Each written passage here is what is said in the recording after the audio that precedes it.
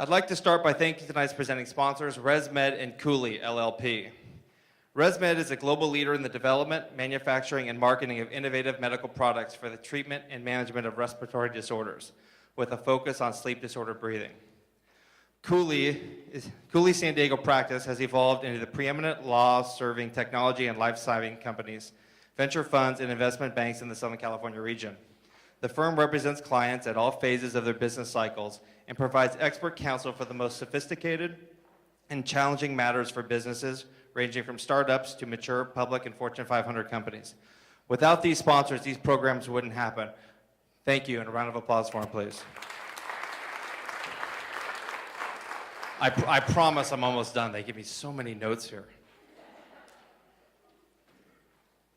I'd also like to thank the producers that worked with the companies to put this together tonight, and all the top incubators and accelerators and co-working spaces that spent their time out in the networking area here tonight. A very special thank you to Andrew Sexton and Eric Otterson for putting this together, and Eric is actually our moderator this evening. Woo! Producing these events takes a lot of work. We've got a pretty active program committee that meets on the Monday night following our events. So next Monday, 5:30 at Connect is our next meeting. We encourage you all to check us out, see what it's like to put these on. It's a really great experience. You work with some great companies and great people. I'd also like to thank the Daily Transcript and Tailor-Made Communications, our video services partners.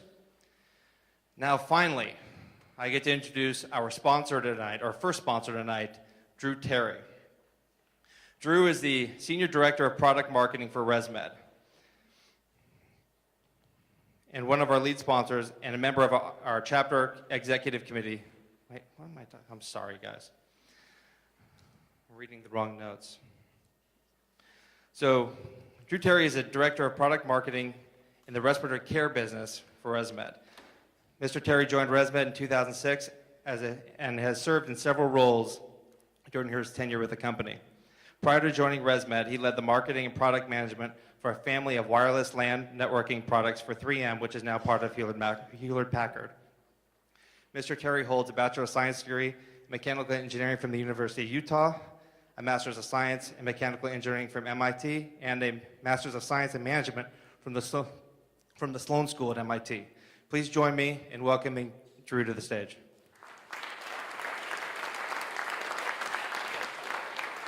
Hi. Thank you, Brian. It's my pleasure to be here on behalf of ResMed tonight. And I know you're not here to hear from me, but I thought I'd just make a couple of quick comments about innovation and entrepreneurship. ResMed has been a longtime sponsor of the MIT Enterprise Forum because of our commitment to entrepreneurship and innovation. And I thought I would just take a quick quote from our founder, Peter Farrell, who says that innovation doesn't take place until somebody writes a check. And you know, in order to get somebody there, you have to know what you know better than anybody else, and then you have to know what you don't know and connect with people who do. And so that's all about networking. Networking is critical.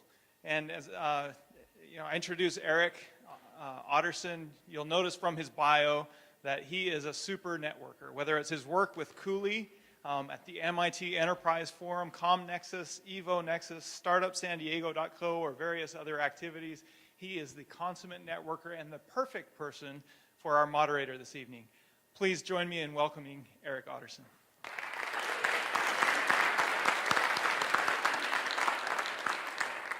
All right, so one more, thank you, and now I get one more soapbox comment, is want to appreciate also all the accelerator and co-working spaces that you saw.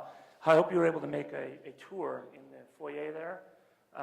They each have brought one of the companies that's one of their quote-unquote portfolio companies, and so you'll be able to see kind of some of the excitement that's happening in San Diego. One of my favorites is EvoNexus, and I know that EvoNexus may have a reputation of going through some changes over the last year and a half. I really encourage entrepreneurs to take another look. They've really revamped their programs, and it's pretty exciting. The other one that I would point folks to, if you feel like you're starting to see a lot of things that are new here for the first time, I would point you to startupsandiego.co. That's a free sort of grassroots group that is providing mentorship to software-based mobile applications, software application type companies. You can sign up at startupsandiego.co. Both mentors, if you've got mentorship that you want to share, you can participate in that. They do mentoring programs every 2 weeks, and then they have large sessions that are great networking groups every quarter. So, and then lastly, I guess I would say, if you check out San Diego Tech Scene, it has a tech calendar of all the entrepreneurial events related to technology that are going on in San Diego. So, with that, you've got to love being in San Diego on a November day that was like today. I'm going to switch this because I know I'm going to be looking at you and don't want to look away from the mic, pardon me.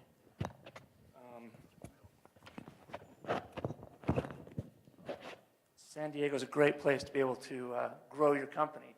So we'll start by introducing Al Bashra from Embark. Al made his way to San Diego in 1998. He had a life pivot, formerly from Detroit, working in the automotive industry as an electrical engineer and developer.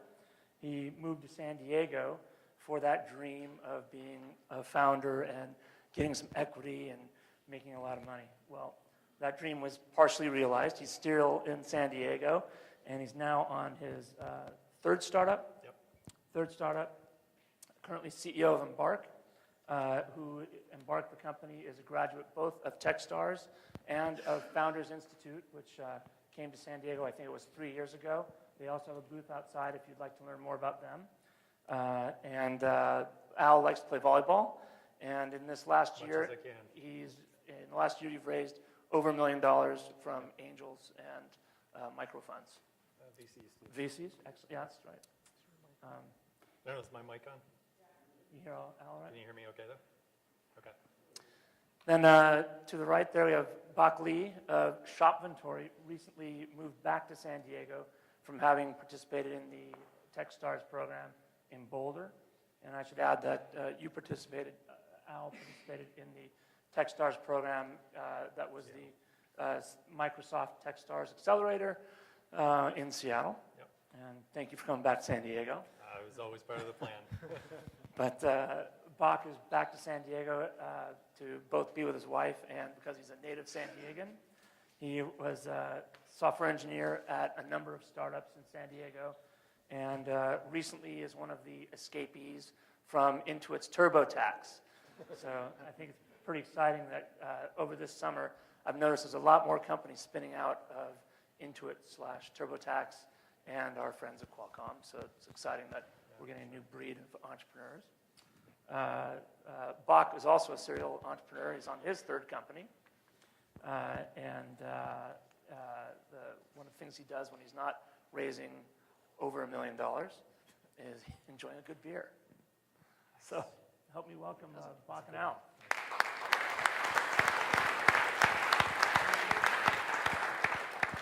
You got that beer, Bach and Al? Wine? Okay, I tried. So why don't we start with the pre-Techstars history. Can you both tell us a little bit about your company before you went into the program? Kind of what state were you at? What was your mental state? And tell us a little bit about that. Happy to start. So pre-Techstars, we had a company, we had customers, we had a partnership, we had a team of 4, and we thought we had some things figured out. And we went into the program ready to rock and roll, taking this business to the next level. And without spoiling the story, but the mentality about a week or 2 into it was, oh, the bar is not here where we thought it was. The bar is way up at the top of that ceiling where we never even bothered to look. So we realized we had a good business, but we didn't have a great business. So the program at that point became, okay, how do we become a great business? So. Well, for me, can you guys hear me okay? No? Better? Better, okay. Let me click Yeah, you have to put it pretty close. a little higher. Better? No? No, that's okay. So while we're Shoot, waiting, can yeah. everybody just like wave really quickly? Everybody wave. Hey, Mom. Make Better? a noise, say something. Woo! This is good. All right, there we go. Perfect. Can everyone I'll hear me? tweet that out. Can you hear me? Yeah? Okay. I quit my job in January, and at that point, I built a beta product for my wife. My wife had a retail store that she opened about a year and a half ago. And when I quit my job, I actually didn't intend on doing this as a business. It was something that was spur of the moment. I did some small things to kind of validate the idea. Once it was validated, we decided to apply to some accelerators, Techstars being one of them. Actually turned out to be the only one we got into. Once we got in, it was really, that's when we really decided to do it full time. And when you two are looking at going into different incubators, what made you choose Techstars? How did you know Techstars was going to be right for you? You want to take this Hey, one Bach. first? I can take this one. Alternate maybe. Yeah, actually, good question. I'm a little embarrassed by my answer, but when we were applying to accelerators, we were looking at the top accelerators that were out there. We really wanted to just see, part of our business, and you'll find out more about our business, but essentially we're piggybacking on top of mobile payment providers like Square. You may, have seen it or used it.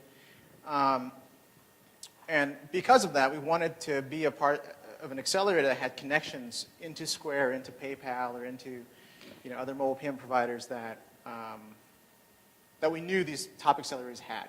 So when we were applying, we really just looked at the top accelerators that were out there, Y Combinator being one, Techstars being another, and we applied to the top three, and just wanted to see how it went. Yeah, for us, my co-founder Brian and I had always known that it would be awesome if we could get into a Techstars. And one day we were just bouncing around looking, and we realized that there was an accelerator that was happening, and the deadline was that day to apply. And we started thinking about it. We're like, are we ready for this? And we had a lot going on. We had good publicity. We just hired a couple of guys. We had a lot of momentum happening. We thought, you know what? It's time. Let's apply to this thing and go for it. And so I crammed that day to get our application in, and made it all happen, and we got accepted. So that was kind of our story. One interesting thing about our application was that we spent all of our time on the YC application. So we spent a lot of time, prepping and answering all the questions that were on the Y Combinator application, and then we copy and pasted that into the Techstars application. So, unfortunately. Did they find it odd when you referred to Y Combinator? Luckily, we didn't make a mistake. But. Well, that leads me into the next question of how did you get in? What do you think was either in your application or in the case of the video applications that happened? From the feedback you've gotten, what do you think was the difference that helped you come over all the other? Because there's, it's like 1 in 10 that actually get in to the programs. Yeah, so actually much. It's even lower than that. It's less, 1 in 10 in 1,000. So. Okay. So for us, I think it was good that we didn't have a lot of time to think about it, because what we did was honest, and it was us, and it was real. We didn't have time to sugarcoat it or anything like that. So the one thing that Techstars is really big on, and they talk about this all the time, is they bet on the entrepreneur. They don't care what your business is. Like, you have to tell them that and all that stuff, but what they're really making a bet on is the entrepreneur. And that's one of the things that we like the most about Techstars and why we applied. And so I think, the feedback we got was, we just really liked you guys. You seem to have your stuff together. You seem to be able to execute and stuff like that. So that's why they made the bet on us. For us, I think it comes down to team. A lot of these accelerators say that they bring you on because you have a strong team. And our team, my co-founder and I have worked together for 7 years. So, we've done all this time together, through 3 different jobs. So it was through 3 different jobs. So it was, it was clear that we had worked together for a long time, and we know each other's quirks, and it made, I think for the selection committee, it made sense to bring on a team that worked together for so long that all the drama that happens when you put together brand new people together just falls by the wayside. So. Can you remember as you went into the program, what were your expectations? And that'll lead us into the next question of kind of what happened. But before you get into what happened, what were your expectations as you walked in that first day? So I think I could answer that a number of ways. I think the funniest part of our expectations was, okay, we're moving to Seattle, we're leaving our families behind, we're gonna have so much time, it's gonna be awesome, we're gonna focus on the business, I'm gonna get a workout in every day, I'm gonna have a routine and a schedule, and we're gonna go sailing on the bays and all this stuff, and none of that happened. Like, the only thing that happened was 16, 20-hour days, every single day, focused on the business, trudging through the rain back and forth and everything. And so our expectations it goes back to the initial thing where we thought the bar was here and realized the bar was way up there. We thought other things were going to be a lot different, and very quickly we were snapped into reality, and the game changed for us quite a bit. My co-founder and I packed up and drove to Boulder. We packed our bikes, a lot of electronics, so many electronics. We had plans to go do a lot of hikes, take advantage of the outdoor, Boulder is a, really good place to go out and do outdoor activities. We got to sneak in a few trips, a few hiking trips, but in general, our electronics were neglected the entire time we were there, because it was just constantly working on your startup, working on moving your business forward. And so, being part of this type of an accelerator, it's all business. Yeah. So, And can you tell us, so, they have a progression in how the program works. Talk about the first month. When you're doing these 20-hour days, what's happening? I mean, obviously you're working on your company, but what's Techstars throwing at you, and what is it about that's causing you to achieve this higher bar? So Techstars itself, your program is 3 months as well, yes? So the program that we went through is 3 months long. The first month is most of your time is spent meeting with mentors. So, and the program's done a good job with bringing in mentors that have been through doing lots of startups, have had very successful exits. So the first month, every single day, someone, and it could be particular to our program, but there were some scheduling meetings with you, or meetings for you with a mentor. And usually a day, you're meeting 5 or 6 different mentors throughout the day. So there's very little time to actually, like I'm an engineer by trade, so there's very little time to sit down and write code and build your product, which good and bad thing. But the first month, that's the only thing that you do. The second month, is that the same as you, Al? Is that your experience as well? Yeah, so I'll pile on to that same concept. The first month is validation of your product. And so for us, I actually took screenshots of my calendar for that month, and it was a disaster. It is nonstop meeting with mentors. We met with probably 120 people in the first month alone, and that includes an even split of mentors who are unbelievable mentors, guys who have been there and done it 12 times over, and a combination of incredible customers that you would never have access to. So for us, it was nothing but meetings actually it was more than a month for us. But same for us, yeah. Right. I mean, it just went on, and every day you wake up and you're like, holy shit, I have a full day of meetings, and then after all these meetings, I got to figure out how to get things done. And we had a running business at the time, so we had to do that as well, and yeah, it's insane. So yeah, we luckily didn't have any paying customers at the time, so it was, the business was running, but things were automated, but it wasn't like we weren't focused on moving the business forward. It was kind of laying the groundwork for that with all the meetings. So you're meeting a lot of these mentors. How are you sifting through them, and how's that process work, and staying in touch? I mean, you're meeting so many new people, keeping track of it all. How did you sift down to, hey, these are the folks I'm going to connect with and try to charge forward with? yeah, so it's so hard.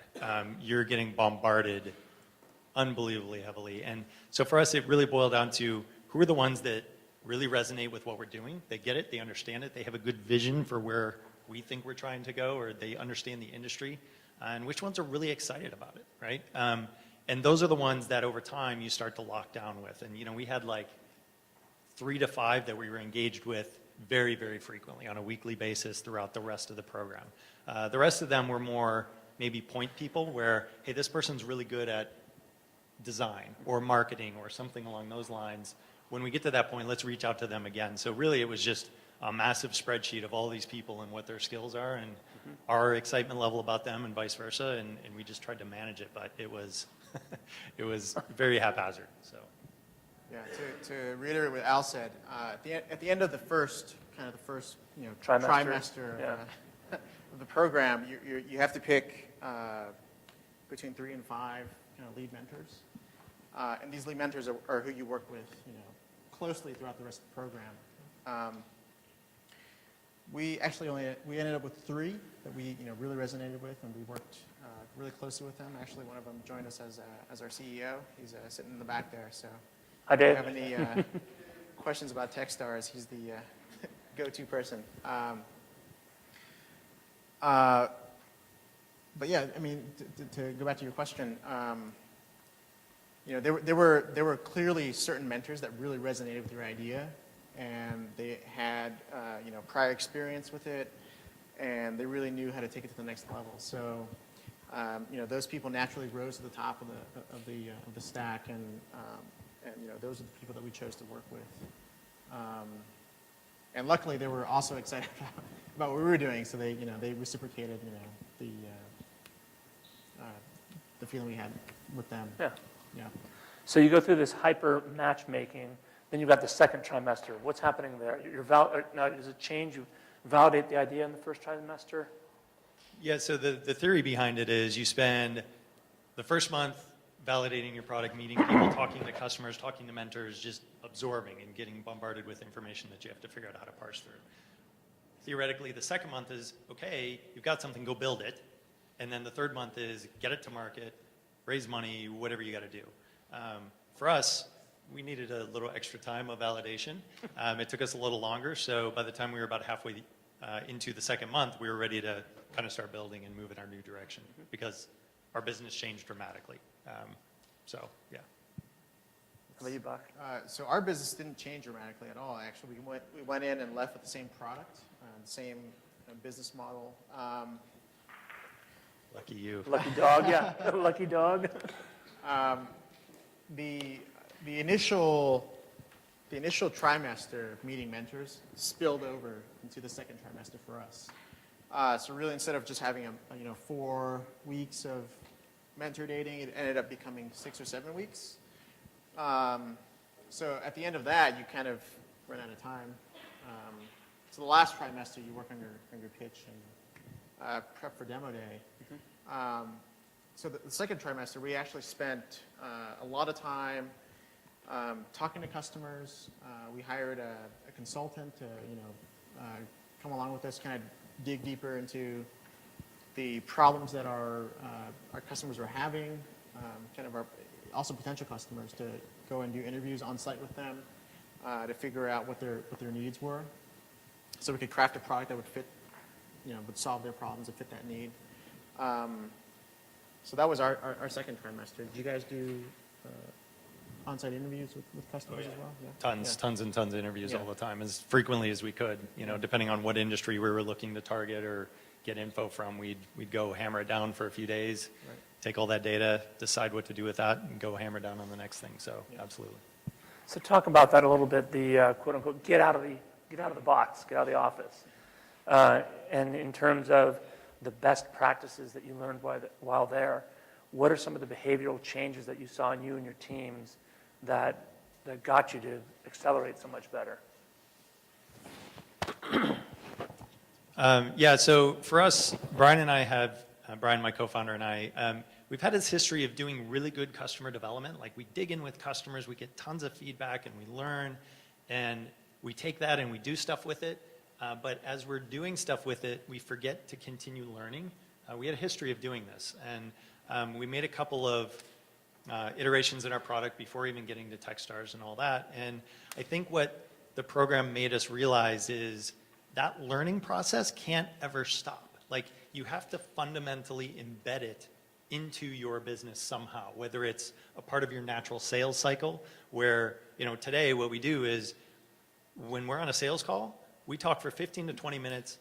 Well, we don't talk. We actually ask questions for 15 to 20 minutes about their business so that we can learn from it before we ever even talk about our product. And so for us, that was, I think, the biggest takeaway in our change in behavior was really continuing that learning process, not just doing it in a burst, learning, and then going and building stuff and realizing that you've been building stuff and you haven't been learning anything. So for us, that was a big, big shift.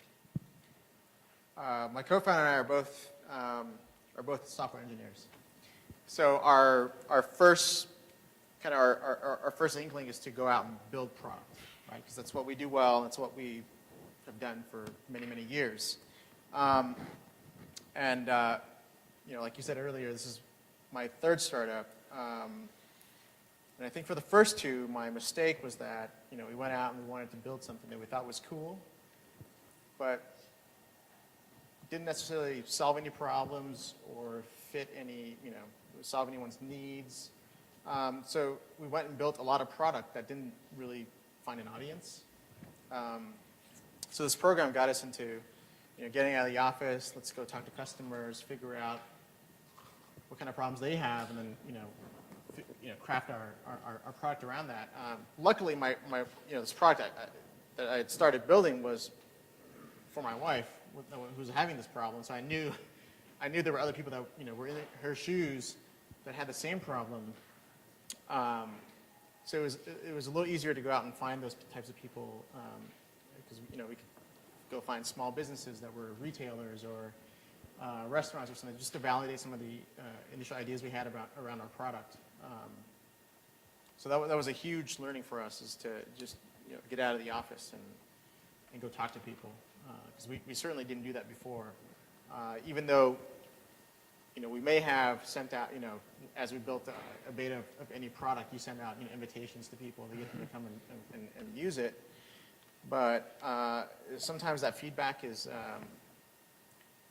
I want to say it's tainted a little bit, because you're usually inviting friends or family, and their feedback is looks good. Usually to spare your feelings, right? So getting real feedback from users was a huge thing. It's interesting. I'm hearing listen, get out of the box, go see your customers, iterate. Sounds a lot like lean startup methodology that we should all know about here in town. In the program, just to finalize that, the program is definitely centered around that. They use a lot of the standard principles and things like that Lean Startup has kind of brought to the table. So it's definitely a big part of the program. Excellent. Can you tell us, again, when I look at what's happening at Techstars, companies that go in there, it's almost like they do in 3 months what other companies do in a year. What was the driving force that causes that aggressive achievement? What's the motivating factors? Is it the team that's there? There's a certain sense of competition with the other teams that are sharing your space. So in our class, there were 11 companies. So and every week, and I'm sure you guys did this as well, but every week you give a status update. And so... And who are you giving that to? Is that as a team? Group, yeah. So it's like a cohort? Yeah, it's the cohort. Yep. So Yep. every week we have a team dinner. And every week one team sponsors that dinner. So I think we were the second week where we had to purchase dinner for everyone. But usually after we eat, we get together and we talk about the 5 big achievements that we have achieved that week, or the previous week. And the idea is that, if someone brings up 5 things they achieved and those 5 things are really small, you would call them out. Mm-hmm. So you never wanted to show up and say, I achieved these 5 things, but they're very minuscule, right? You wanted to go to these events or go to these dinners and say, these are the 5 most awesome things I've done, up until this point. And the same thing repeats the following week. Mm-hmm. So there's this kind of reinforcing mechanism that happens naturally through this process. Yeah, very much the same thing. Like every week, you're just sitting there, and these guys are talking at, your cohort, these people who you're living with and spending a ridiculous amount of time with. You're seeing them execute at a level that's just mind-numbing. And every week, somebody's like, they've got this great company that they've just brought on board, or this other, whatever, it doesn't matter. Every week, you're like, holy crap, they did what? So there is that pressure. But beyond that, to add to another thing that pushes people along, we have a ticking time bomb that's 3 months away, and it's called Demo Day. And you have 6 minutes to get up there, tell your story in front of a room of, 500 people that are media, investors, people who can help make or break your business, essentially. So that clock, you always hear it in the back of your mind, and it's coming quicker and quicker and quicker. So it's a big driver to make sure you get stuff done. So getting down to the nitty-gritty, can you tell us any experience that you may have had where you got called out, or do you have any good stories from your experience in those weekly meetings? Specifics, that's a tough one. There were so many, it happened all the time. That's the beauty of the program is, you're getting so much feedback. And some of it is good, some of it's bad, some of it's this direction, some of it's that direction, and it's your job as a founder to figure out what direction is right for you and your business. There was a couple of mentors, especially early on, who were just like, guys, what are you doing? Like, you have a cool thing here, and it's a nice shiny object, but when are you gonna let go of it? Like, at what point in time, what's it gonna take for you guys to realize that this isn't the thing? And you've got a lot of work to do to figure out what that thing is. And so there were a lot of folks early on that really called us out and said, here's why. And they had been through similar businesses, or they had had similar experiences. And all of a sudden, it started clicking and clicking and clicking. And so the hardest thing for us, and what people beat us up on, was take a step back, like get away from your shiny object, and figure out what it is that you're gonna do, because right now, you don't have that solution that's gonna solve problems for people at scale. But yeah, it's hard to pick out one, because I'm telling you, there were a lot. So. I had a similar experience. So they call it mental whiplash because everyone has a certain input, and they're usually clashing with each other. So at the end of the day, you kind of end up with a bunch of feedback that you can't make sense of. Although I had one instance where I got called out, and actually we both got called out, is that the first 4 weeks we go and we meet with mentors, and it's like, hey, this is a new thing still. We just got accepted into this program. The program just started. This is a very new thing, and when you go into meetings with mentors, you're very frank with them, right? You're very there's no sugarcoating at all, and you go into these meetings, and you as you're describing your product or your idea to a mentor, there's often a certain hesitation, right? Because it's like, well, I'm still trying to validate this idea. Is this a good idea or not? So you're coming to them with, I guess, less conviction than you would have if you were 6 months into the product or into the business. And the feedback that we got back was like, hey, you guys need to be more aggressive. And the managing director would pull this aside and was like, you guys are still, like when you're talking to mentors, you need to be more sure about your product. Be sure about your idea. You can't come off as, you need to show them that you're hustlers and not come off as, hey, we're just doing this for fun. Mm-hmm. So that kind of lit a fire under us to get us to, be more aggressive pursuing leads or talking to customers. Kind of it's created a more positive environment for us for the remainder of the program. It's interesting. I didn't consider this when we put the panel together, but you're both basically engineers, and engineers have a habit of being in the box and looking at the baby and saying, this is great, we love our product.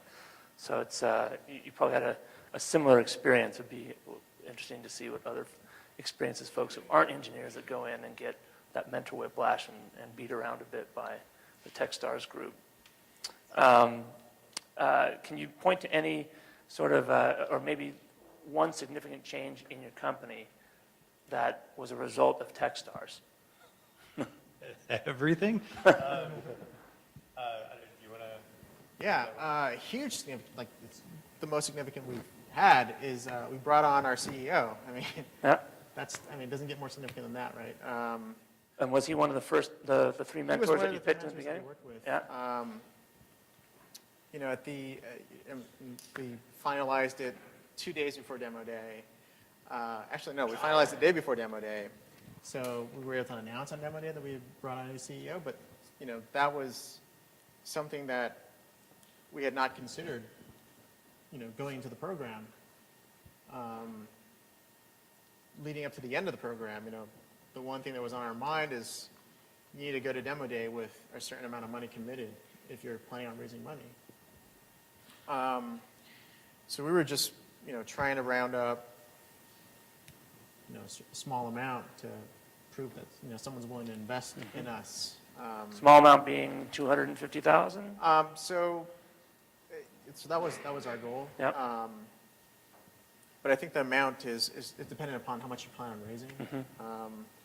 The idea, I think, is that you try to raise, a third to half of that amount to kind of show traction, Momentum. momentum. And what we've heard is that, investors are a little bit skittish.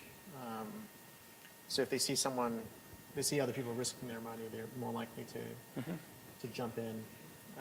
Lemmings. How about you, Al? Yeah, so aside from the entire business changing, that's the easy answer. I think the biggest thing that changed was actually us.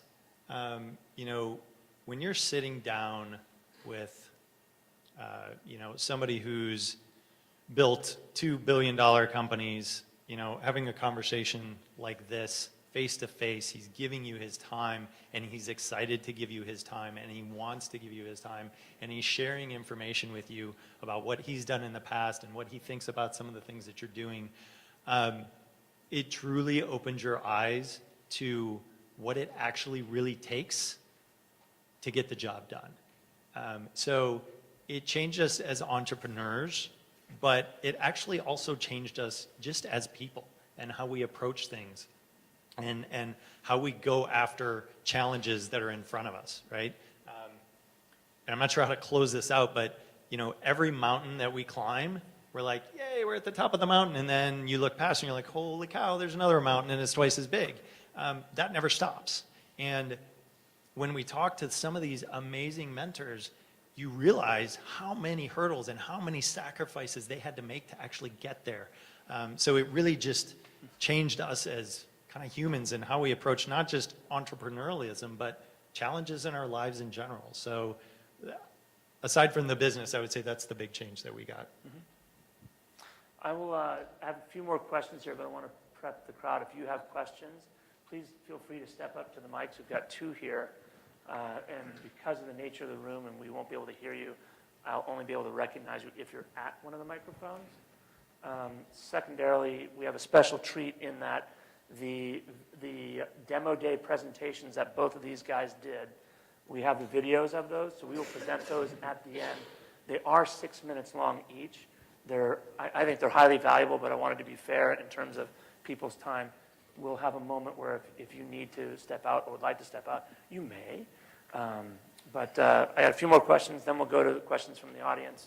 We'll have a little bit of some wrap-up news, and then we'll do the videos. So just to give you some forewarning.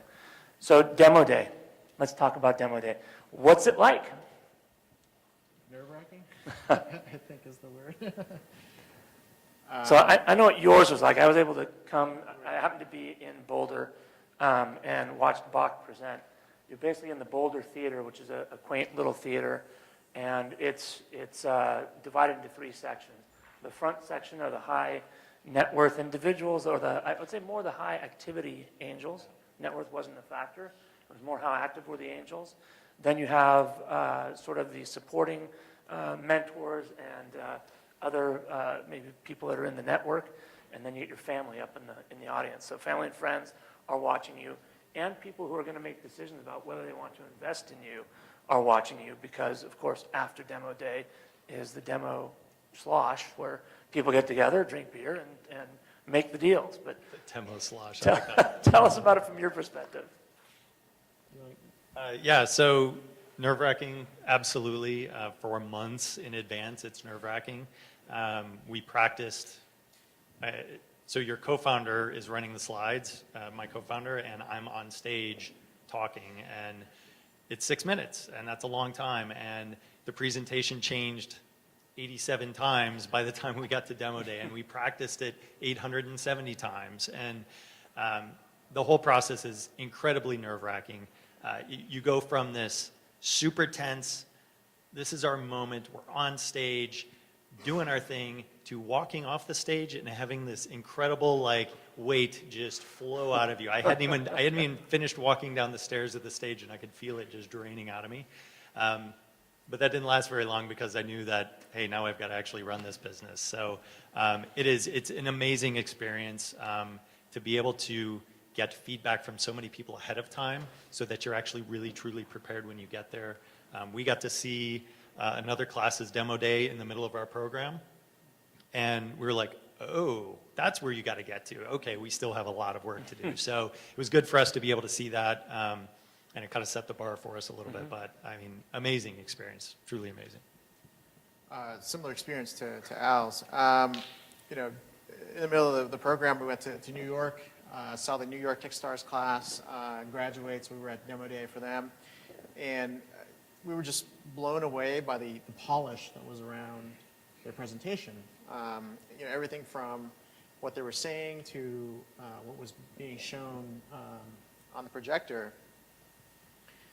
You know, we walked away from that thinking that this is good, but it's doable. But that was before we actually started practicing for our pitch. So when pitch practicing started, we rewrote our pitch up until like 2 days before demo day. So it was ever changing. We wanted to hire someone to do our slide deck. You know, after seeing some of these pitches, the slide decks are phenomenal. So we really wanted to hire a professional to do it. And the person that we were hiring had a conflict of interest, so they couldn't do it. So we ended up doing it ourselves. And then, you know, you're also rehearsing almost every single day. You're pitching, and it's through memory. You try to do it through memory. And you're pitching to a group of people that you've been together. You know, you've been with them for the last 2.5 months. And after, you know, for them hearing your pitch the 20th or 30th time, it stops becoming interesting, right? Like any of the jokes you have in there are, you know, just fall on deaf ears. So you walk away from practice thinking that you haven't really improved, if that makes sense. And even actually the day of the rehearsal, you know, they take you to the Boulder Theater, and every presenter, you know, every team goes up and presents. And I was still messing up the day before demo day. So you know, it's definitely a very long process to get to what you'll see in a little bit. And it certainly was a very challenging point in my life. You know, speaking publicly is, you know, I never took speech class, so it wasn't like it didn't come natural to me. You know, and speaking in front of crowds, you know, sweating bullets. You know. So in preparing for that, you know, what's the David Cohen secret recipe for a winning pitch? I mean, they obviously, you can sort of see a format coming out of that, but can you talk about, as you and your cohort are coming towards this demo day, what are the elements that Techstars sort of presses into you got to have in your deck? Sure. So there's certain things so you have to hook the audience, right? And I can't remember the other ways now, but for us, hooking the audience was to tell a personal story. So, you know, the product that we have now is started because my wife had a problem. So I weaved that into the story of our pitch. And that that, you know, that makes it for a very good story, and people are engaged when they hear you, you talk about it. So that was our way of engaging the audience. What was it like for you? Yeah, I mean, you definitely want to grab them quickly, but David Cohen specifically, the 5 words that I took away from him were show me, don't tell me. If you are ever on stage telling somebody what something does or how it works or anything, you're doing it wrong. Show them. Show them a customer, show them a real person, show them something that they can relate to that's real. And we eventually started taking that and trying to apply that to our deck and our presentations. And that's advice I give everybody, any entrepreneur I ever meet. If you're building a deck or a presentation or something, and if you ever see yourself telling somebody something, stop. Right? Figure out a way where you can show that story instead of telling that story. Because it resonates more. It hits people here as opposed to up here. You hit them up here and in the brain and their processing and their thinking. You hit them in the heart and it's emotional and they feel it and they react to it. So for me, that was the biggest advice, the takeaway that I took just from David that one day. He said that, I was like, oh, okay, that's great. And to be clear, this is showing the story. It's not showing us an exhaustive list of the features that your product has. Right. I don't care. All of our, you know, not all of them, but a lot of our pitch practices were recorded. And David Cohen's a busy guy, so he wasn't there all the time. But he would watch the videos to make sure that things were on track. And we got some really brutal feedback from him. It's like, I was so bored after the first minute, I stopped watching it. That's like a 6-minute long video. So Yeah. you know, at the end, when you get that type of feedback, it's really rough. You know, because you worked so hard on crafting this pitch. And you know, David Cohen has this kind of legendary aura around him, and when he tells you that your pitch sucks, It hurts. It really is. All right, we'll go to some audience questions. You want to take it off? Yeah, sure. Hi, I'm Lucas from Synhavia. I had a question, like, how did you determine if you should start with a complete new pitch, for instance? Many times you work on your pitch, you improve it, and you improve it until you really believe that's the best pitch, but sometimes it's a good decision to say, let's start completely over, try something else, and see if it's better or not. So how did this ever happen, and how did you determine if you should do it? Yeah, so this was kind of my process when I was going through the last month or so. I would videotape the pitch. I would send it to a couple of mentors. I would get feedback. I would take their feedback. I'd maybe make some changes, send it to a couple of new people. Because you don't want to send it to the same folks because they've already seen it. They know what's coming. It's tough, right? So beyond that, much like what you do on your website where you're trying to determine what's the greatest way or the best way to convert somebody, you A/B test it. So I ran a couple of different pitches, right? I had a couple of different ways of telling my story, and I tried them out on different people. And you take that feedback and decide from there. So I would say out of the gate, try a couple of different things. Like don't get stuck in this one storyline that you think is okay, because there may be another one that actually really hits home with people. So A/B test it, right? I mean, I did a lot of that for a month. So that was my process. We pitch in front of a lot of mentors, and there's a certain outline you want to follow as you know, especially if you're prepping for one of these demo days. There's a certain number of points that you have to hit. So you know, you start with a problem. So you know, you outline the problem, what the needs are. You talk about, you know, the market size. You talk about your team, why you're the right team to do this. Because for these people, you know, they have, for investors especially, they have people constantly pitching them. So how do you stand out from the crowd? How do you become, you know, how do you become the team that they want to invest in? So you know, there were certain steps you had to follow to craft the perfect pitch. And we were pitching that to our mentors, you know, every single day. And they gave us a lot of feedback to go back and, like, you know, like, for example, one of the feedback we got from the managing director was that our pitch didn't have enough of my wife. Like, she was a part of the story of the founding of the company, but in our pitch, it was really dry. It was all about business, and weaving that part into the pitch created an emotional connection that people watching it could connect to and resonate with. Nice. Brant, thank you. Thanks for the question.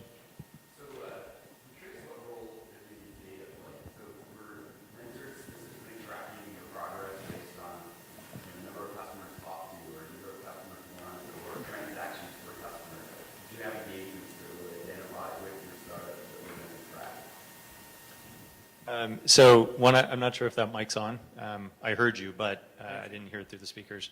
So, yeah, so we tracked all kinds of stuff, especially early on. Like, we had weekly meetings. Actually, I think it might have been multiple times a week where we would actually present what we accomplished. And that first month is all about meeting people, meeting customers. What were your learnings? What did you find out? What assumptions were you trying to get answered? And what ones did you get answered? Which ones were right? Which ones were wrong? So we actually, I'm pretty sure it was once a week, we had a slide deck where it was like 3 slides, and we answered all of those things. We met with 20 customers this week. We met with 10 probably 20 mentors as well. These customers, this is what we were trying to get answered. This was kind of the basic sentiment we got, and this is the decision we're making based on that. So it was very heavy early on, especially. Next question. Same for you guys? Or? Sorry. Yeah, similar. We were tracking, things on our website, all the different events, created funnels to make sure that, customers were converting as they were, coming to the website. It was small. We had a small set of customers, but the program really forced us to start tracking, key performance indicators and figuring out what the right metrics are. Turns out we're still figuring that out, but it led us on the right track to start tracking, start quantifying progress. Because, sometimes it's hard to admit, failure. So, if you're tracking something and it doesn't perform, it becomes a little difficult to justify. It's right there in your face. The business, it's right there in your face. Good for you. Next. Yes. Was there a defining moment when you knew that you wanted to start a business of your own? Did it happen all of a sudden? Is it something that came as a bolt out of the blue, something you've been working on, and what keeps you going? Now, Al, what car were you working on when you decided to leave? I think I was stuck in an assembly plant at the time doing a bunch of stuff, and it was working 80-hour weeks and knew I'd wanted to move away from that area. So for me, I guess my inspiration was my dad. He was a restaurateur. I had a number of restaurants as I was growing up. And so for me, I always knew that I wanted to do my own thing. I knew I did not want to be in the restaurant business. But that was, I've always known that. After school, I went to the big organization, big company, Chrysler and GM and those guys, and realized that wasn't for me. So, yeah, for me, it was just how I grew up. But it comes from within.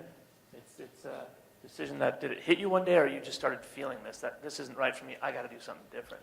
No, I think I always knew that's where I would head. Yeah. I got an engineering degree, worked for the auto industry. It was kind of the thing to do in Detroit. Trying to get away from that industry is next to impossible in that area. And so I went down that path, and it took me like 1.5 years. I'm surprised I lasted that long. Yeah. What tax form were you electrifying for us? God. So I luckily did not work Digitizing. on the product itself at TurboTax. I was in the marketing team, so all the stuff we worked on were marketing initiatives around how to convert or how to increase the average spending for each customer. But I've known my entire life that I've wanted to be an entrepreneur. My parents were entrepreneurs, and I've always built things on the side. Going back to even high school, like I had a lot of friends or friends of my brother would sell things for me on commission. So they would go out and they would sell game accessories or whatever that I would buy from overseas because they were easy to acquire, and then they would sell it to their friends at the school or at other schools. and I pay them commission on that. In college, I was I actually went to school here. In college, I was sitting in one of my lectures, and it was a differential equations, something or other. Totally forgotten by now. But someone was handing around a clipboard for running your own painting business during the summer. So I signed up for that and did a lot of cold calling, knocking on doors, doing estimates, actually producing the work. So had experience hiring people and letting people go. When I graduated, worked at several companies. Was always instigating some sort of startup idea, which is why I have 2 failed startups now under my belt. But I've always wanted to be an entrepreneur, so it's something that's innate. As advice, if you're trying to figure out, am I an entrepreneur, I might recommend folks check out the annual program. It's the Startup Leadership Program. It's specifically focused on the entrepreneur as opposed to other great programs like Founders Institute, where they're focused on building the company. The SLP, Startup Leadership Program, it tries to help people identify, hey, am I an entrepreneur? Do I have it? Should I be jumping out? And very interesting, the breadth of people that they get in those classes, from young entrepreneurs to young folks that are working in big companies to people that have a lot of experience, and from many different countries as well. So might be worth checking out. Ping from the Ansir Center. How are you? Yes, indeed. Answer co-working. And I had a 2-part question for our panelists. First one is a classic question which has been asked in various other contexts before, but was there anything specific about Boulder or Seattle that really sort of set it apart as a setting for Techstars? In other words, is there something about San Diego we need to work on to bring Techstars and make it thrive here, or a program of a similar nature, an accelerator? And Al, I know you were at a Microsoft accelerator, so I was wondering if there's a difference between the corporate powered by Techstars in Seattle versus the Boulder one. Yep. I don't know if there's any way for you guys to cross-compare, for example, and whether one would be more appropriate in San Diego. And then there's a second part of that question, which is... Isn't that 3 now?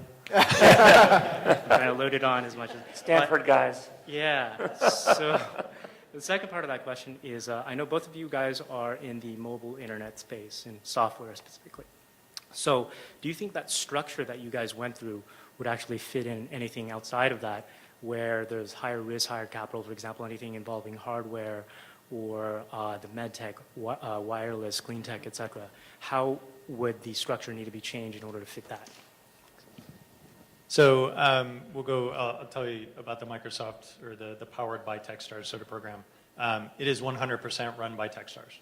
They're Techstars employees. It's a Techstars program. Microsoft's and Nike and the other programs that they have are pretty much footing the bill and doing marketing and stuff like that. But I don't want to downplay that. That came off wrong. They're very involved. We had access to practically anybody we needed to get to inside of Microsoft, which was huge for us in many different ways. So not only were we getting the Techstars juice and mentorship, we're also getting Microsoft kind of juice and mentorship there. So that answers that question. Do you want to cover one of the others? Yeah. Well, we'll talk about Boulder a little bit. When we applied to all these accelerators, Boulder just happened to be the next one that was, the deadline was coming up for it, so we applied there. We chose, we really were leaning toward Techstars because the model where you're co-working, you're working in the same space with all these companies, you build this camaraderie over the course of 3 months. Like, I got to know the founders of the companies very well. Boulder has a high density of startups, and I don't know if that's because of Techstars or because they have a history in tech. There's a lot of larger tech companies that are there. Like IBM has a giant facility there.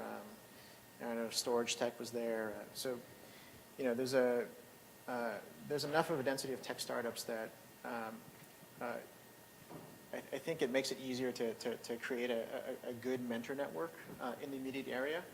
And that made it attractive for us to be able to reach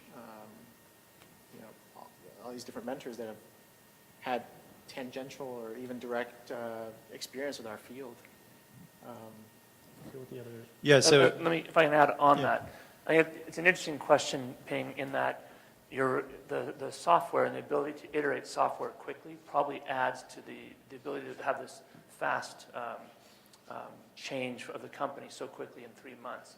However, and this isn't necessarily a pitch for Answer, but it is interesting that you've got your maker lab there. So with the ability to print things quickly, the ability to put together a breadboard quickly. I'm thinking about medical device outside of those things which need FDA approval, but tools, electronics. It's much easier to put those things together, so they probably could fit. Maybe you need a little more time so that the iteration can happen, but I mean, I would say a lot of it has to do with that iteration and the mentorship. yeah, I mean, the bottom line is software used to be tough to do.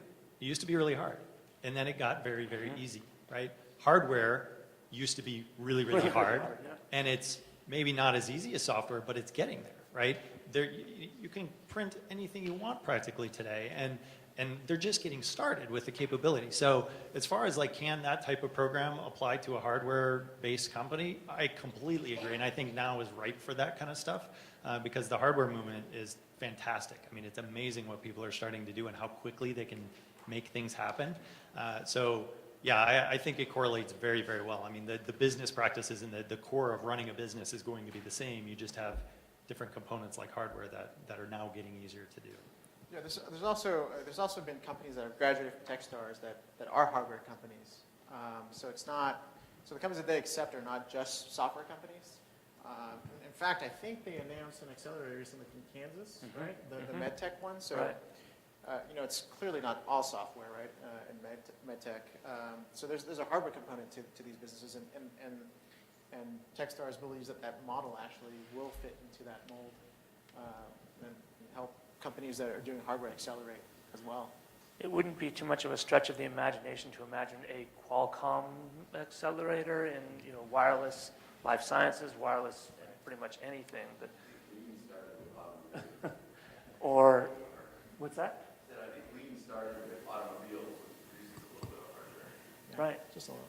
You know, you could also have, you know, Intuit. Why would they have to do it up in Mountain View? Why not get out of that market and do it in San Diego? But we're trying. Yeah, and speaking of San Diego, to answer your seventh question, sorry, I'm just teasing. So here's what we learned about Seattle, right? Amazing ecosystem for startups, really, really solid. A lot of great mentors, a lot of great investors, and they kind of keep it in the family, right? So their investors like investing locally. The entrepreneurs still to this day occasionally ask, hey, when are you moving back to Seattle, right? They're always recruiting and trying to keep and build that ecosystem up. San Diego is starting to do a lot of those things. You know, we actually brought an event from Seattle that was amazing down to San Diego, and it's called Poker 2.0. And what it is it's curated investors, curated founders, and we play poker.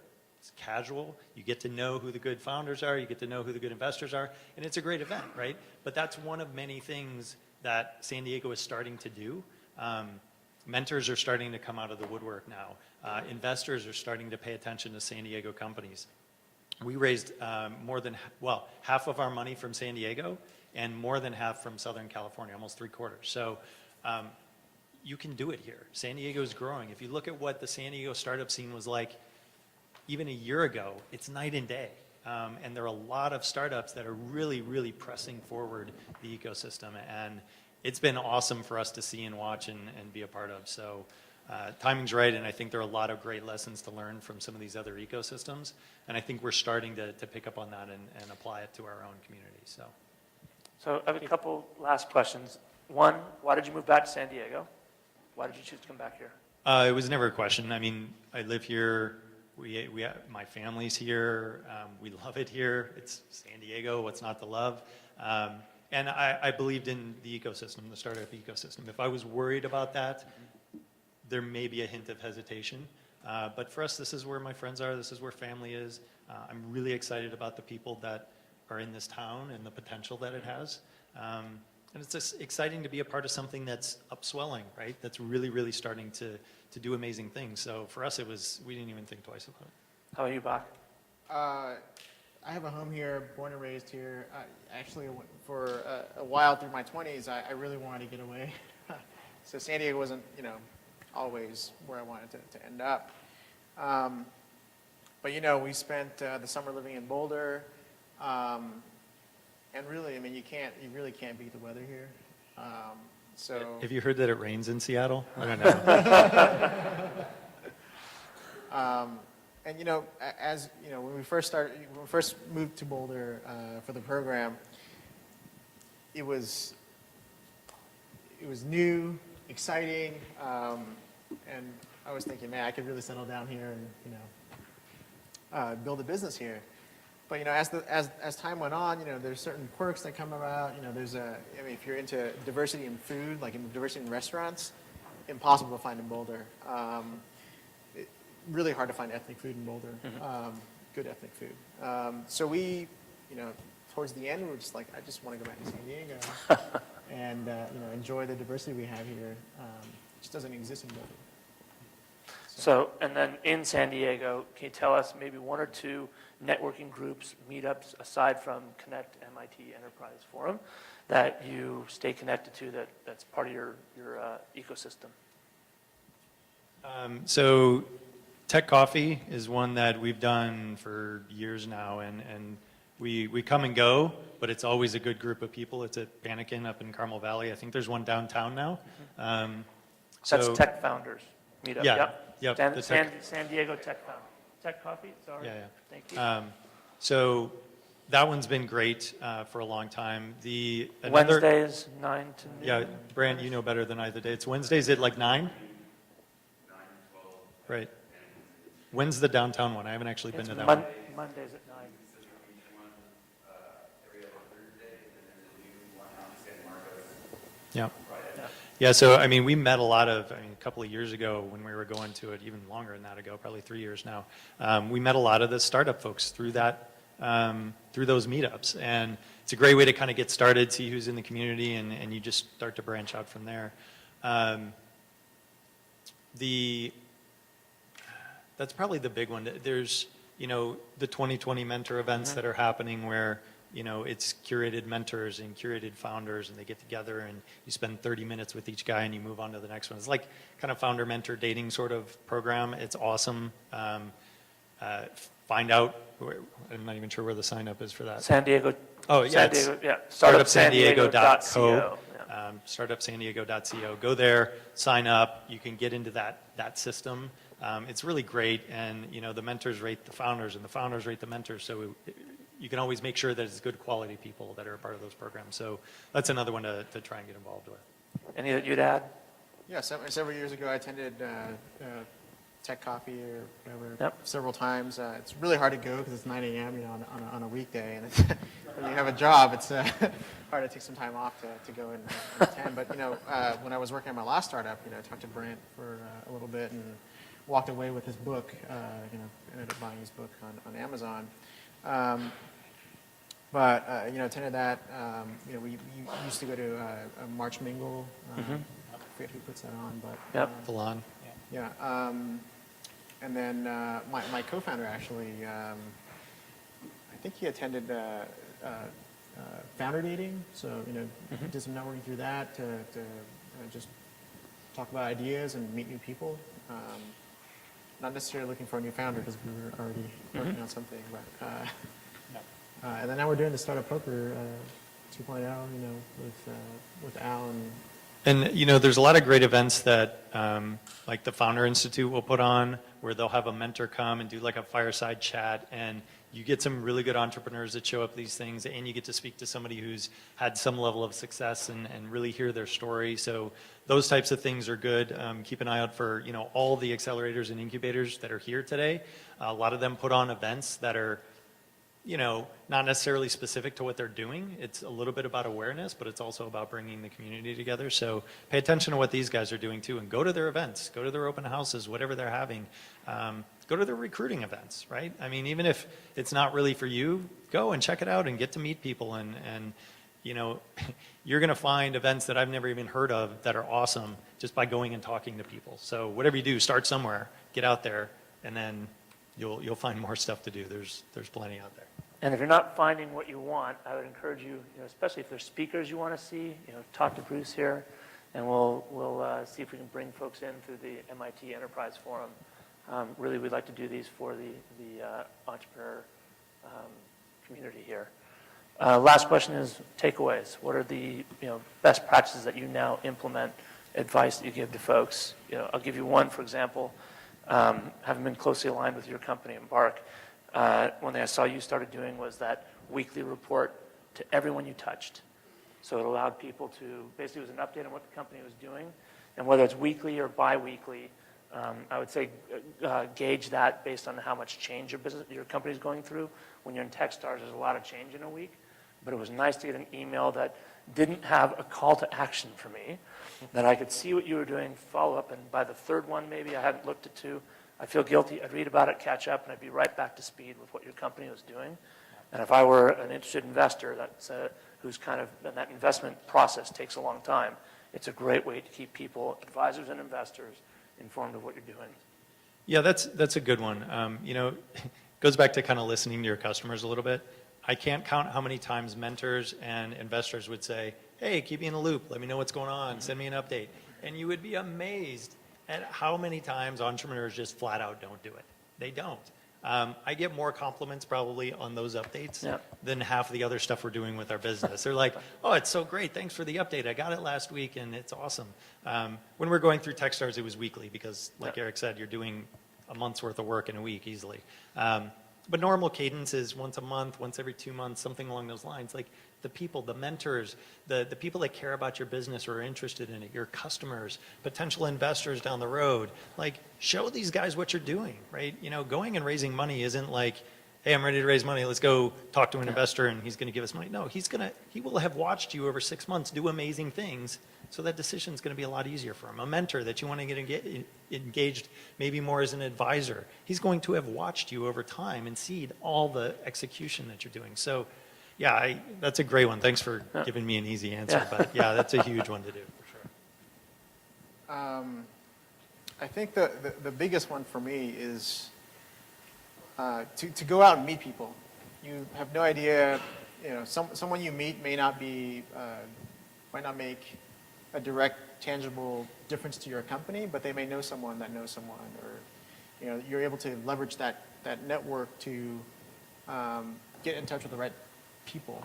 And that's something they reiterated throughout Techstars as we were meeting with mentors. And you have a meeting scheduled with a mentor, and you do some research beforehand to see if that mentor is applicable, I guess, to your business. And you're like, well, this person can't really help me. But you go in there and they're like, oh, I have a friend that does this, and I can introduce you. And so, networking is huge when you're doing a startup because it gets you the contacts that you wouldn't necessarily, otherwise get on your own. So that was my biggest takeaway from doing a program like this. All right, thanks. And I said Bruce, I meant Brian, pardon me. We'll do the formalities of the wrap-up, and then we'll watch the 2 videos, but let's give these guys a round of applause.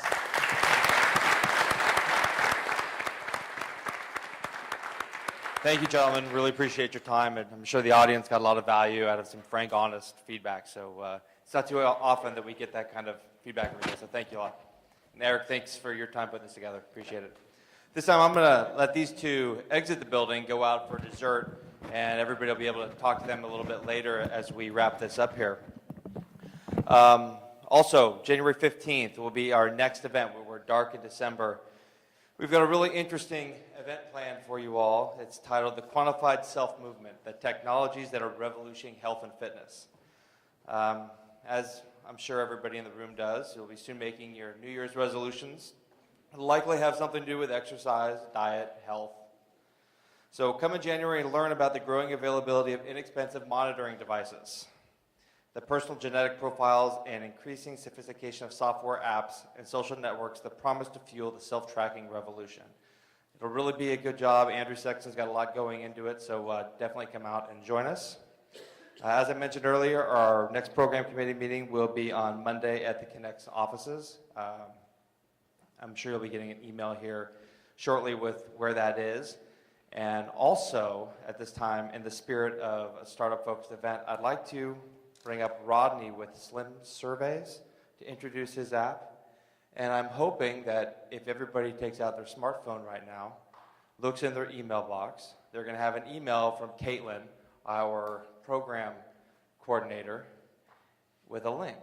And it's a link to a survey for tonight, and I'll let Rodney tell you a little bit about what we've got going here. Thanks. So basically, I guess this is in your email. Click on the link, do it on your cell phone, take the survey that these guys put together in about 30 seconds or less. So we used to be called Slim Surveys. Now we rebranded. It's not a pivot. It's a rebrand to Rapid Engage. And basically, we're an on-site engagement platform that allows you to deliver the right message to the right people at the right time. So that's it. There you go. Thanks. Wonderful. It should only take you a few seconds. We really want your feedback. We're trying to find easy and innovative ways to get it. Thank you, Rodney. One last thing before everybody runs out. I'm sure you want to see the demo day presentations. So, Bob, if you wouldn't mind putting those up, and we'll get that moving. Thank you, everybody, for coming. If you can't say, we understand, but you won't have to listen to me again for a couple more months, so thank you. And I promise, less notes in January.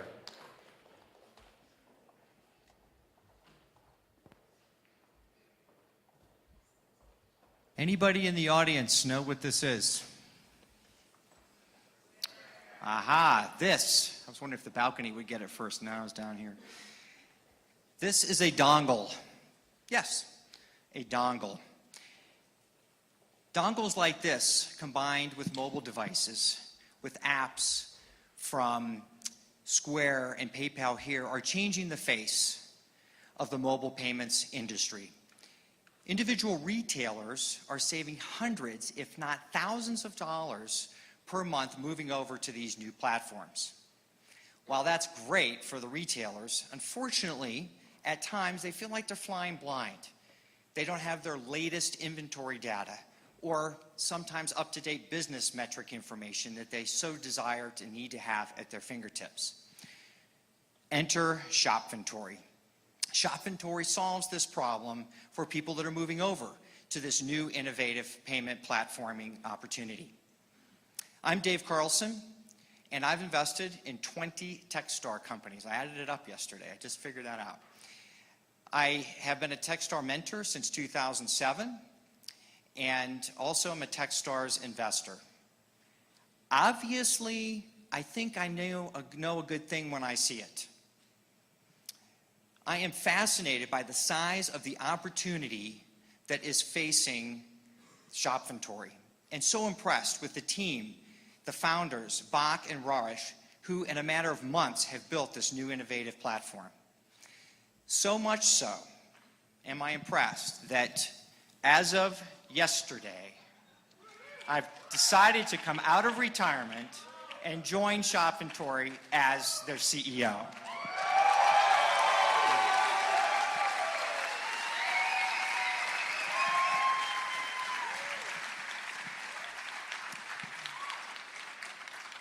And now, without further ado, I'd like to introduce Bach Lee, one of the co-founders, to show you why I am so excited about this opportunity.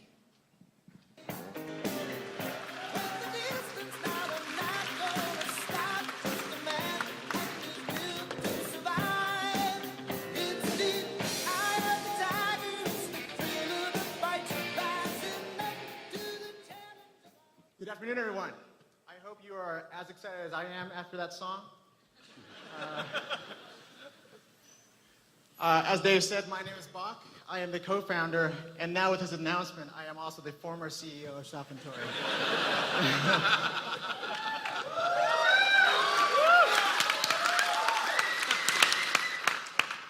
I am excited to tell you about Shopventory today and the problem that we're solving.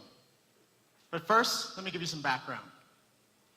Did you know that one of the leading causes of failure in retail today is mismanagement of inventory? This is a huge problem that affects 100% of retailers. Big retailers, they know and understand this problem very well. Take, for example, Walmart alone has spent more than $4 billion on their inventory management system.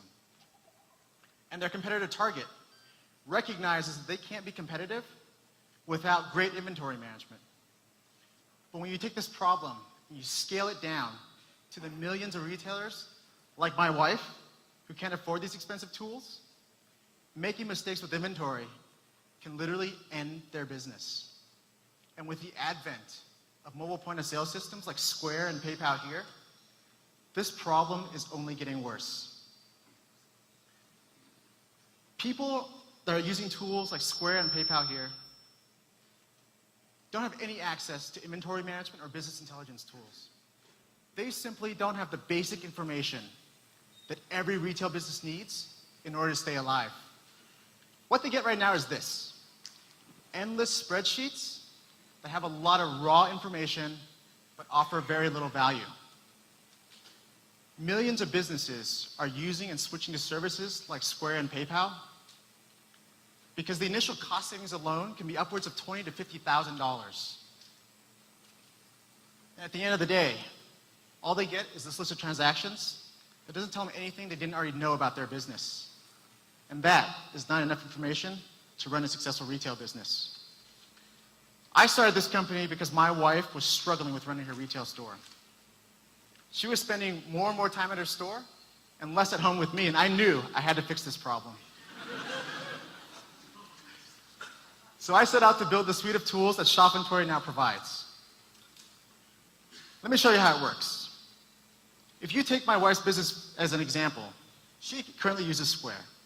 And within minutes, Shopinventory will integrate with her Square account, immediately analyze all the data, and now, instead of just this list of transactions, she'll get the Shopinventory dashboard. With the Shopinventory dashboard, she'll get alerts around low inventory and trending items. So she knows exactly when she needs to reorder, so she doesn't miss any sales. She can quickly see how much profit her business is making and analyze her margins, so she knows her business is headed in the right direction. And at a glance, she can compare any time period to the same historical time period to see how her business has improved over time.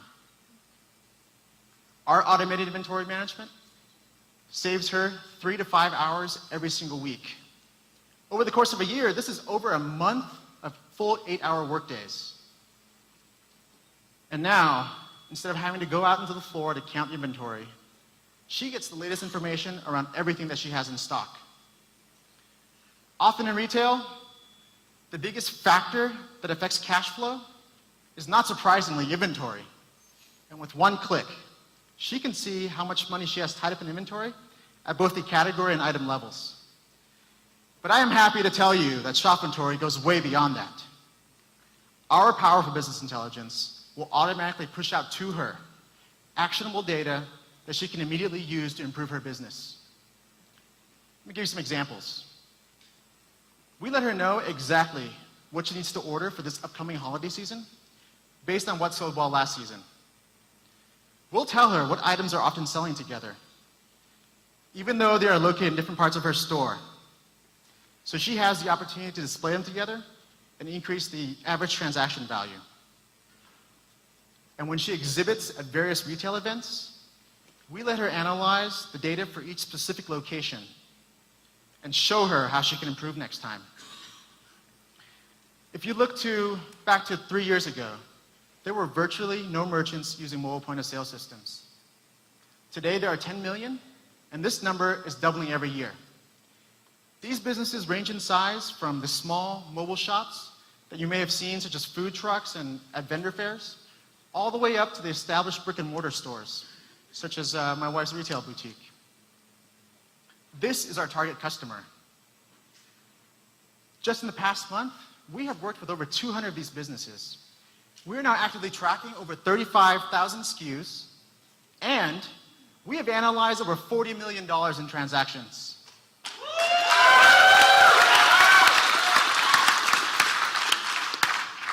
Now, we know these businesses come in all shapes and sizes, and we have tiered monthly subscriptions to fit each business. And today, I am thrilled to announce that we have an official partnership with PayPal to provide Shopinventory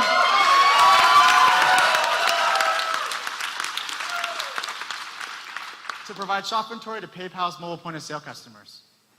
PayPal understands that for their customers to be successful, they need more than just payments. They need the suite of tools that shop inventory is providing. Now, let me tell you why our team is the right team to execute on this. Our team is currently myself and my co-founder Arash, and we have worked together for the last 7 years.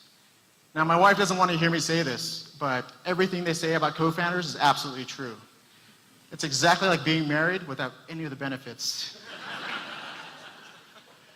Most recently, as lead engineers at TurboTax.com, we built the full stack infrastructure for personalization A/B testing, which gave us the data necessary to drive $80 million in yearly incremental revenue. And now we want to use our expertise to bring the power of data to small businesses. And as Dave just mentioned, he's also joining us as CEO, and we are thrilled to have him on board. We are raising $750,000, of which $350,000 has already been committed. We are using this money to move forward some key hires in sales and marketing, and to scale our development teams so we can increase our mobile footprint, to target the increasing number of businesses that are mobile only. My name is Bach. We are Shop Inventory. Please join us in bringing the power of business intelligence to millions and millions of businesses. One more thing before the next team comes up. I told you my wife is the reason behind this business. For us, today is not just demo day, it's also our 4th anniversary. And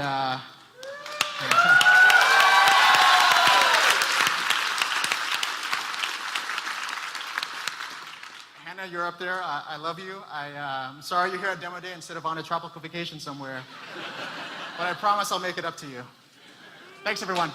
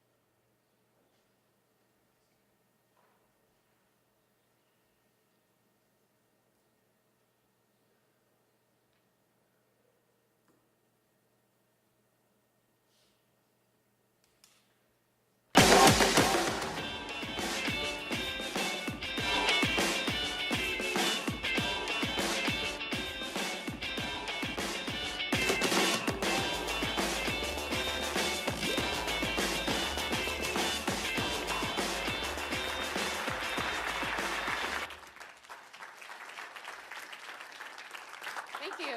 Hi, I'm Denise Hulse, the Vice President of Sales and Business Development at SendGrid. We provide email infrastructure in the cloud for application developers. 3 years ago, when I joined SendGrid as the first non-technical employee, we were a small startup just like Embark. Today, we employ 115 people, and we send 7 billion emails per month for over 100,000 customers. Since meeting the Embark team a couple of months ago, my team and I have completely fallen in love with them. And it's not only because they're smart, they're charming, they're handsome, but it's because they're providing an incredibly valuable service that our customers are screaming for. We've already introduced them to Career Builder, Spotify, MapQuest, and many others. And Career Builder, I'm happy to announce, went live last week. On behalf of the entire SendGrid team, I can tell you, these guys are going places. Let's give it up for Embark. I like flip-flops, I like them a lot. I like flip-flops, so when they get hot, come on, baby, can't you see it's a flip-flop life for me? Hi folks, my name is Al Bashara. I'm the CEO of Embark, and I'm here today with my co-founder and CTO, Brian Hall. Embark gives marketers a simple button to push that automatically increases engagement and revenue. They can literally set it and forget it.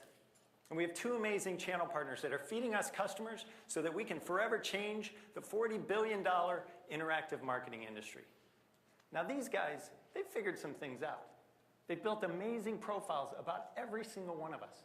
And they do that because they know if they can give us what we care about, we're going to click on more ads, more promotions, engage more with the product, which means more revenue. Regular companies can't compete with their technology or budgets, and that's why we're going to do it for them. Our first target market is a $1.7 billion email marketing industry, and it is ripe for improvement. I mean, look at this morning delete ritual, right? We all do this. It's because most companies today don't do any personalization at all.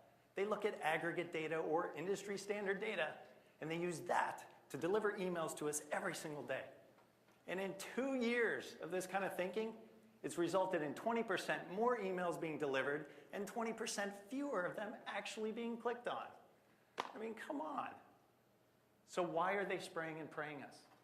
The reality is 50% of marketers don't have the human resources or the know-how to manage their own customer data. And this is their biggest problem. BJ is the director of marketing at Wide Open Spaces, an online retailer.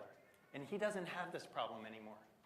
Because in 15 minutes of integration effort, Embark was building profiles on his users based on the emails he's already sending them.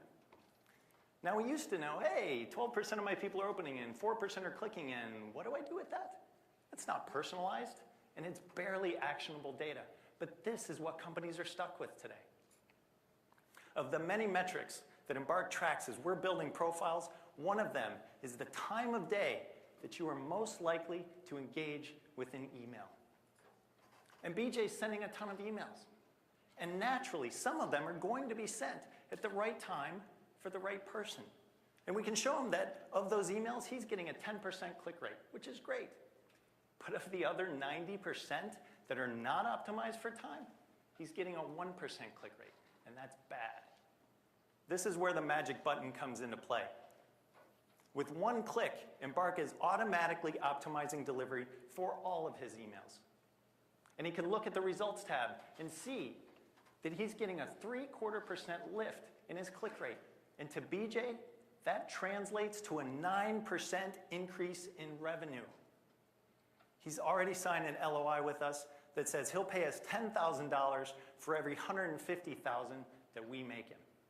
This is a no-brainer for him, and it scales to companies of all sizes. Now, email and timing is just a piece of what we do. Our technology, it translates to other channels like social networks, push notifications, and text messaging. And when we can understand what you care about through interest-based analysis and machine learning, we will finally get to the holy grail of the right message to the right person at the right time on the right channel. And this is good for both the marketer and the consumer. We're going to market in 2 ways.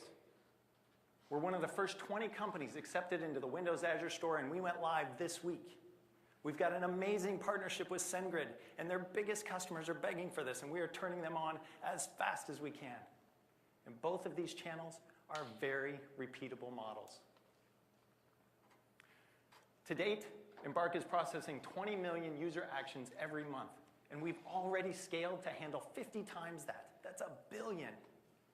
We've created 450 user profiles, and we've only been live for 4 weeks.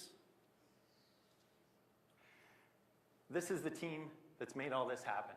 We've hired 3 guys. 5 of us have been entrepreneurs our entire careers. 4 of us have started companies, and 1 of us has exited. We've got electrical engineering, computer science, cognitive science, and statistics degrees. We've managed multi-million-dollar projects and shipped code in over 100 million devices. Some of that Bluetooth wireless code is in your pockets right now. The point is this: we're not just guys that build stuff. We're guys that build stuff that people are using today and companies are profiting from today. And on top of that, we actually have social skills. So we're great at keeping our customers happy. Folks, we just turned the key. It is time to hit the gas pedal, and that's what we need all of you for. We're raising to get to 150 customers, to process 500 million emails per month, to add interest-based analysis into the system, and to drive substantial revenue.